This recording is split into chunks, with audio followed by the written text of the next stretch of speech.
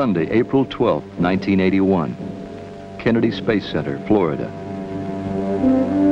The Space Shuttle. 14 stories high, 2,000 tons, poised on the pad for its maiden flight. This is Columbia, the spaceship that will orbit the Earth. Its external tank. It holds over 500,000 gallons of fuel for Columbia's 3 main engines. And the solid rocket boosters, the largest ever used on any launch vehicle and the first to be employed in a U.S. manned flight.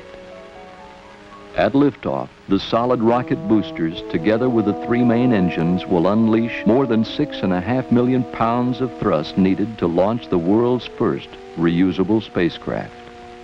Never before has a winged vehicle been launched like a rocket, orbited the Earth, returned through frictional heating in excess of 2,500 degrees, and landed, still aerodynamically sound, to be launched again and again.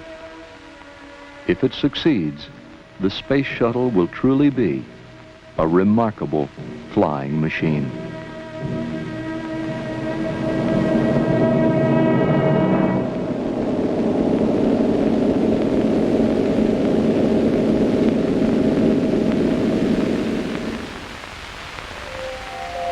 There are many other goals to be reached during the 54.5-hour mission that lies ahead. 144 test objectives are planned for the flight. These objectives could not be achieved without an astronaut crew. The commander, John Young. The pilot, Robert Crippen. Young has already been in space 4 times for a total of 533 hours. He is the most experienced astronaut flying today. Although Crippen has over 4,000 hours of jet aircraft flying time, this will be his first time in space. The astronauts make their way across the access arm toward the shuttle in the pre-dawn hours before launch. An American spaceship has never carried a human crew on its maiden voyage. At the Launch Control Center, 3 miles from the pad, final steps are being completed in the countdown. Final preparations are also being made in the Mission Control Center in Houston, where control of the flight will switch once the shuttle clears the tower.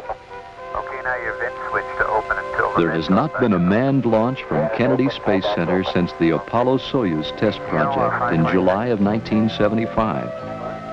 With this launch, Young and Crippen, launch controllers at the Cape, and flight controllers in Houston will experience the most dynamic, fast-paced series of launch events ever undertaken in the space program, all in less than 9 minutes. The most challenging ascent profile ever to be flown by a space vehicle. Photographers, film and television crews, plus newspaper and magazine writers from around the world. Nearly 2,700 of them are here to cover the launch. In addition, approximately 600,000 spectators line the coastal area near the Kennedy Space Center. Arriving by every mode of transportation, they have come from every state in the Union and many foreign countries. The promise of a rebirth in America's manned space program and the dawn of a new era in space transportation awaits. 14, 13, T-minus 10, 9, 8, 7, 6, 5, 4. We've gone for main engine start.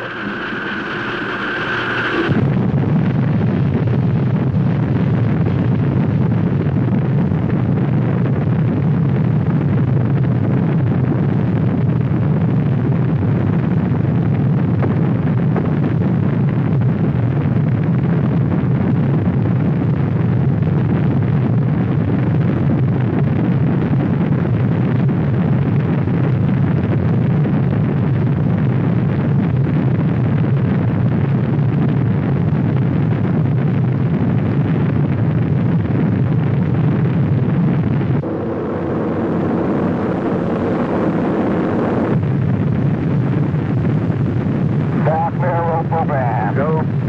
Roger, roll. The roll will put the shuttle on its precise heading toward an imaginary target in space. Roll program complete. Roger, roll complete.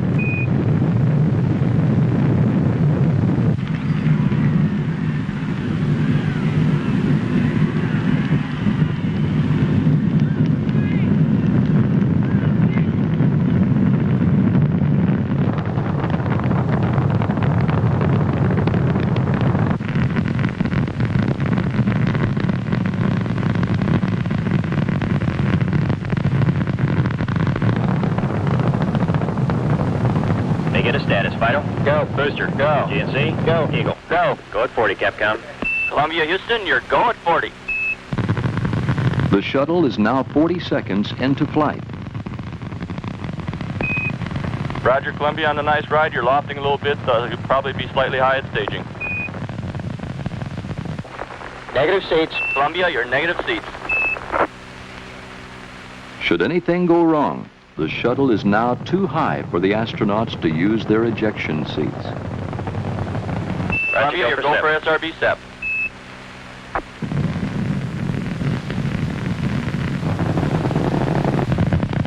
We see SRB SEP flight.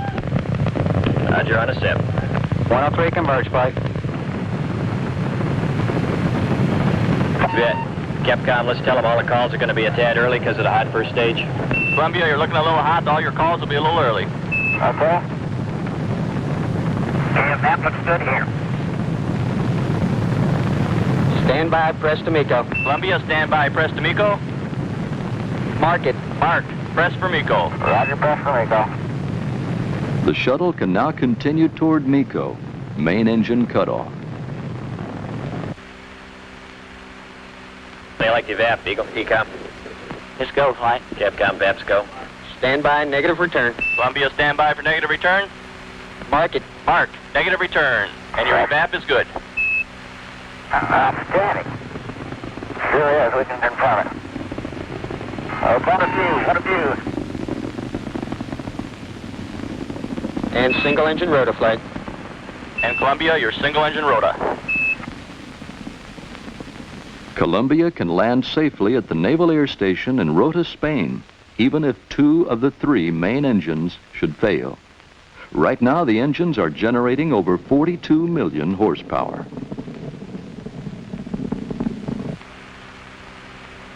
At MECO 25, 6, MECO. 0 up at 220. Roger, MECO. And we got MECO confirmed. MECO Roger, confirmed, Columbia, and it's MECO. right on the money, nominal. Main engine cutoff. Columbia is now in space, traveling over 18,000 miles per hour. Okay, we got SEP. Roger, and we confirm the SEP, Columbia. The external tank has just been jettisoned and is now falling away from the shuttle back toward Earth. The tank will break up as planned over the Indian Ocean when it comes into contact with the atmosphere. Shortly, by firing the OMS, Orbital Maneuvering System engines, Columbia will achieve orbit. Then one of the most important tests of the mission will be attempted, opening the payload bay doors.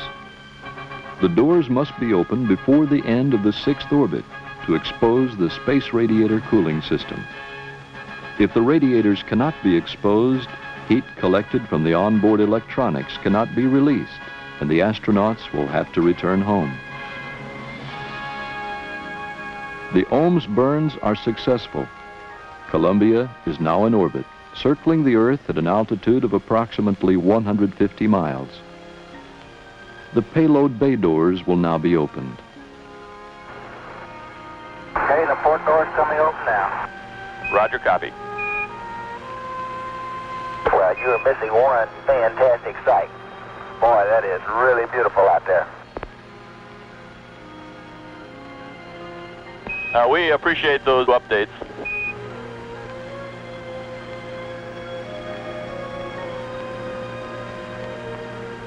Both doors have been opened.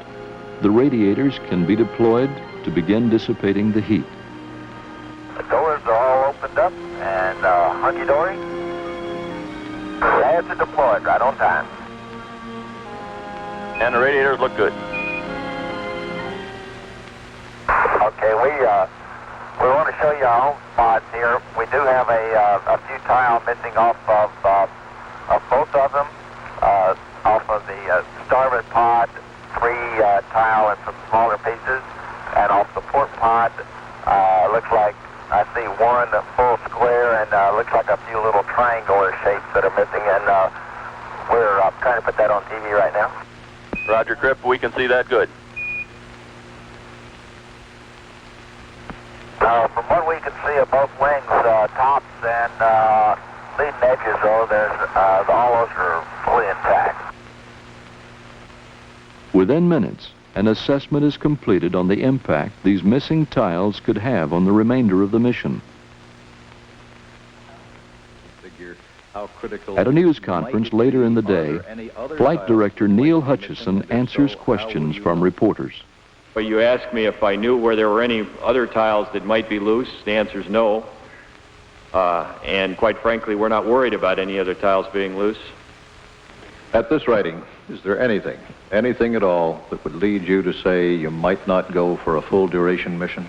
Nothing. Columbia, Houston, you guys did so good, we're going to let you stay up there for a couple of days. Your gopher on orbit.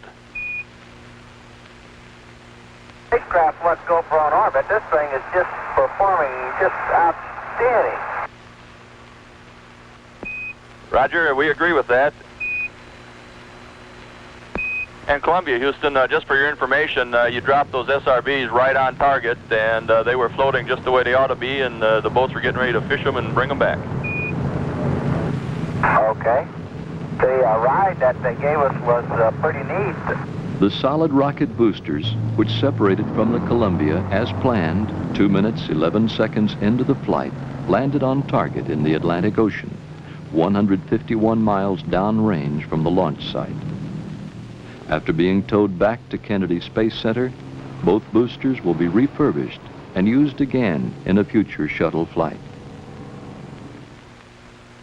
The 3rd and 4th Ohms burns are also successful, raising Columbia's orbit to an altitude of approximately 172 miles.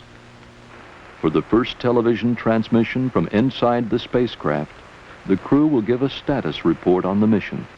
The flight so far has gone as smooth as it could possibly go. We've done every test that we're supposed to do, and we're up on the timeline, and the vehicle has just been performing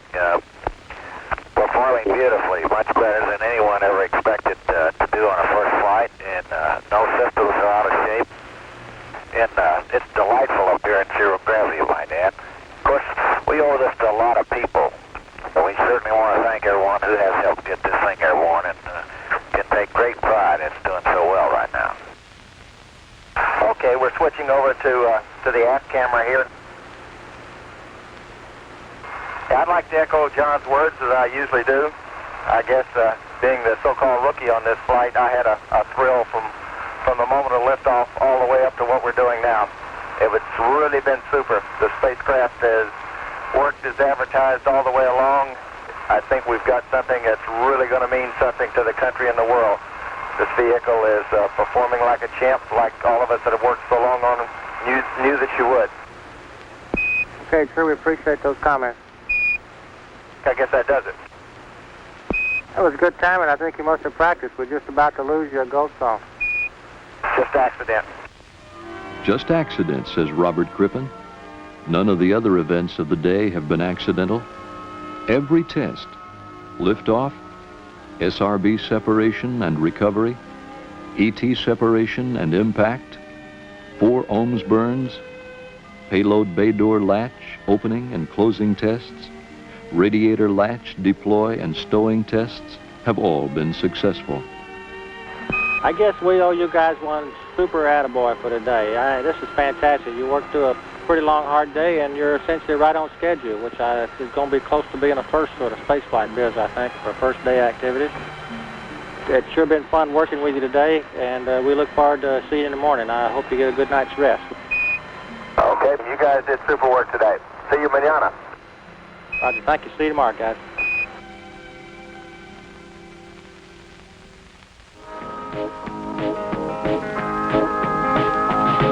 Well, many of this thing. A job well done by the Shuttle space team. We can't say that she's sleek and lean, but I'll tell you right now, she's a mean machine. The Columbia, not the kind you smoke. This here's a bird. Morning, Columbia. Welcome to day 2. All right. Appreciate that super wake-up music this morning. Well, we sure enjoyed it. Missing a good breakfast. Today, the astronauts will test onboard systems and also review procedures for tomorrow's landing.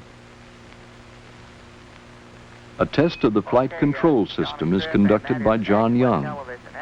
The flight control system operates Columbia's aerosurfaces, the elevons, body flaps, rudder, and speed brake. These surfaces are useless in the vacuum of space, but will be essential tomorrow when the shuttle lands. This will require precision maneuverability, which the aerosurfaces provide. Payload bay door cycling tests help ensure that latching and closing procedures can also be done before entry tomorrow. As with every mission, many pictures of the Earth are taken by the astronauts. Over 500 on this first shuttle flight. Active volcanoes, cloud formations, alluvial fans, giant whirlpools over 15 miles in diameter, sand dunes 1,500 feet high, running unbroken for hundreds of miles. The high Himalayas, where mountain peaks reach 24,000 feet. And one of the most remarkable space photographs ever taken of the Earth, an area in Iran exposed to wind erosion, which has resulted in these breathtaking silt and sandstone formations that look more like a painting than a desert. After lunch on the second day, the astronauts receive a phone call from the Vice President of the United States, George Bush. How's it going up there? Everything rocking along all right? Spaceship is just performing beautifully. Well, it's great, and everybody views it, I'm sure, just as the forerunner of great things to come. I think your trip is just going to ignite the excitement and the forward thinking from this country, so I really just wanted to call up and wish you the very best. We certainly appreciate it, Mr. Vice President.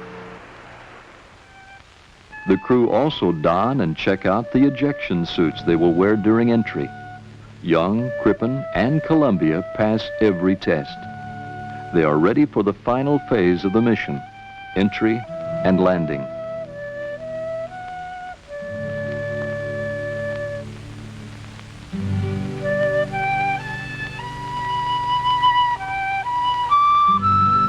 April 14th, 1981.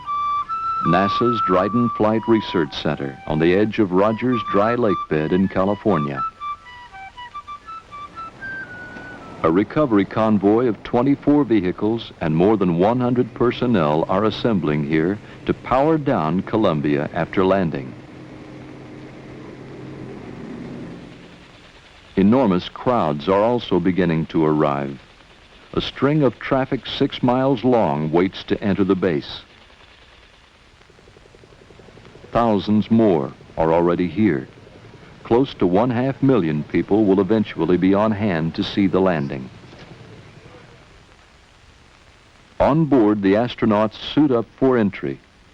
The ascent and orbital phases of the mission have gone extremely well. Now the final phase must be completed. Before that begins, Columbia, you have a go for payload bay door closing. the doors, which have been open a total of 47 hours during the flight, must now be closed. Then, using the RCS thrusters, Columbia will maneuver into deorbit burn attitude, head down and backwards, fire the OMS engines one last time, and descend into the Earth's atmosphere. Nice and easy does it, John. We're all riding with you. Columbia is out of contact during the OMS burn. Mission Control will not know if this burn was successful until they are in communication with the spacecraft over Australia. It is now over the Indian Ocean on the other side of the world. But from that distance, the burn must be precise, so that later, Columbia will hit the lake bed target in California. Columbia, this is Houston through Yargady. We're standing by. Burn was on time at nominal reserve 110. Columbia is now committed to entry. With an RCS post-burn maneuver and several firings, it is oriented to a heads-up, nose-first attitude headed toward entry interface. This is where the atmosphere begins, at approximately 400,000 feet. John, we copied, From that moment until the shuttle reaches 165,000 feet, it will be in communication blackout, out of touch with mission control for almost 20 minutes. The landing site is almost 4,400 miles from entry interface. Chase planes are preparing to take off. One will call out altitudes and check Columbia for any damage just prior to landing. When the shuttle touches down here, it will be traveling at 216 miles per hour. Right now, it's going more than 17,000 miles per hour. Before it lands, it must slow down, lose energy, and it must survive the intense heat caused by traveling through the atmosphere at such a high rate of speed. Several S-turns or roll reversals are used to slow down and maneuver Columbia through the atmosphere. This one is done at 256,000 feet when it is traveling at more than 26 times the speed of sound.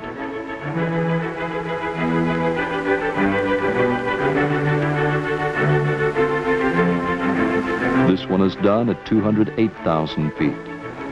During these two roll reversals, entry heating is most severe, with temperatures reaching 2,500 degrees some places on the vehicle. The aluminum skin will melt at 320 degrees. The silicate tiles must insulate the vehicle from the tremendous heat. Since there is no test facility on Earth to simulate the aerodynamic and structural environment Columbia is in right now, only calculations could be used to predict what would happen during this phase of the flight.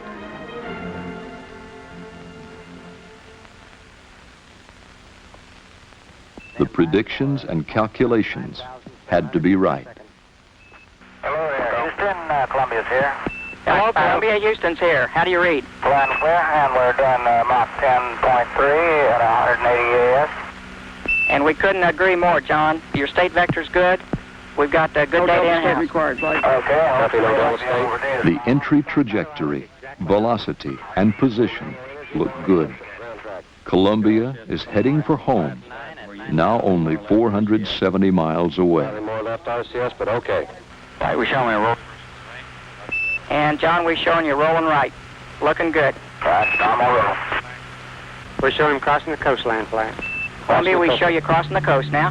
Right, yeah. We can go. The shuttle is first sighted at about 100,000 feet with a long-range camera from Anderson Peak, California. What a way to come to California. In flight pattern, I still look perfect right on the nominal. Roger that. Out of 112K, 4.8 Mach. We're seeing this in a row. We see Del Az 21 degrees. A roll reversal is done over Bakersfield, California.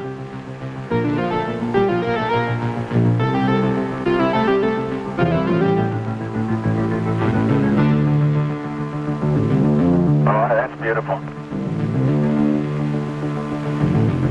Trace has a tally. Roger, check. And we're seeing 1.3 Gs coming around the hack. Roger that. The astronauts are making the final turn to line up with the runway.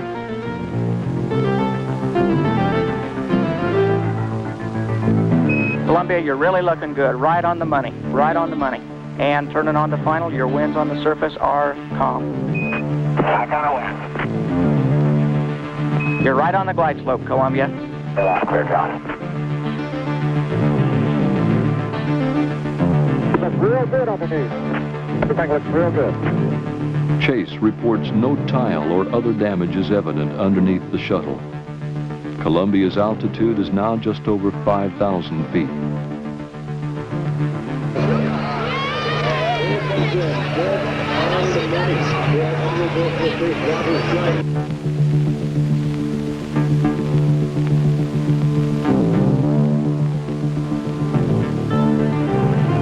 Pretty clear. Without power, Columbia must land. It cannot make another attempt. You're coming. You're down.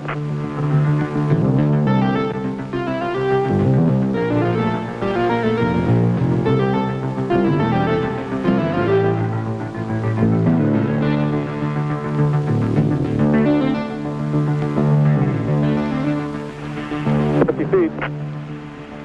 40, 30, 20, 10, 5, 4, 3, 2, 1, touchdown. Those gears, 10. 5, 4, 3, touchdown. Look above, skipper.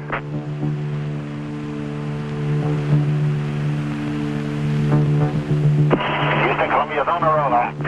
Welcome home, Columbia. Beautiful, beautiful.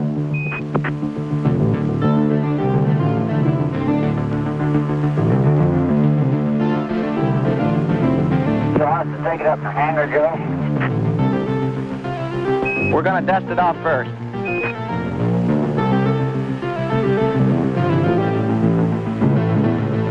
This is the world's greatest all-electric flying machine, I'll tell you that. It was super.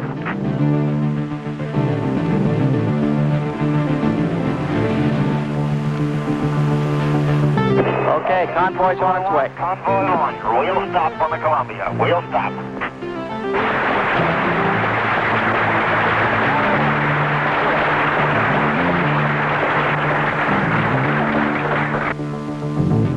The maiden voyage of Columbia has been a success.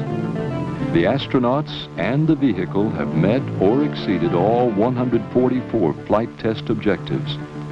The integrity of all the systems, propulsion, avionics, structural, flight control, power, and thermal, have been affirmed. John Young's comments after returning home. I can't tell you what a tribute that is to the American working man and the American working woman, too. You can't imagine the variety of people who worked on this vehicle, from all walks of life, all capabilities and limitations. It's all due to their individual efforts. They proved that they can do the job. They proved it for the world to see. And I'm mighty proud to be associated with folks like that. What a tribute indeed. The Columbia represents an achievement in aerospace technology and development never before realized in the history of manned spaceflight. It is our basic building block for the future. It's what we've been trying to do for the last 10 years. We've got a vehicle with a payload performance that will allow us to do that, much cheaper than we've been able to do it before. It will immeasurably improve the defensive capability of the country. It will help develop space science and technology. When we get operational, the space shuttle will be able to do in 5 to 10 years what it would have taken us 20 to 30 years to do otherwise. We couldn't do it if we didn't have the space shuttle and that payload capability. And the sooner we do those things, the better off the country's going to be. A revolutionary new era in space transportation has just begun. Routine access to space. Welcome to the future.